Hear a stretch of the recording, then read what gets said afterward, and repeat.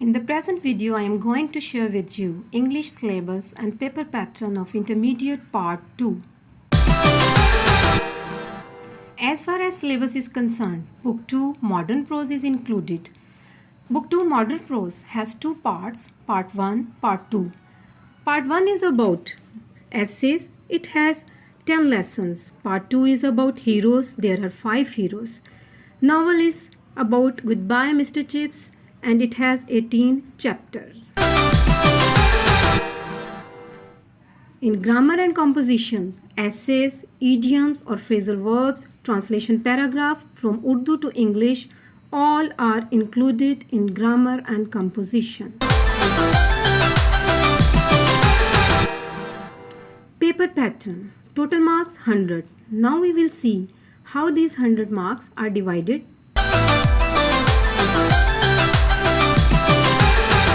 Question number 1. Objective. It bears 20 marks. Here is the division of these 20 marks.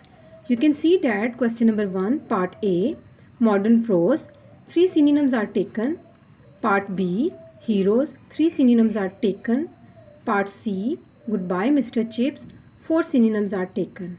Part D is about preposition. Students have to select the correct preposition and it bears 5 marks. Part E, it is about correction. This correction is based upon parts of speech and this part bears 5 marks.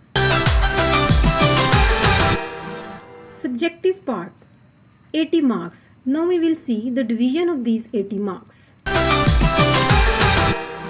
There are 2 sections in subjective part. Section 1 is about short question and it carries 40 marks. Question number 2, students have to do 6 out of 9 questions and there are 12 marks.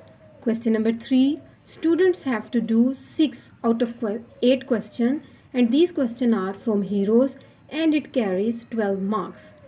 Question number 4, short questions are from Goodbye Mr. Chips. Students have to do 8 out of 12.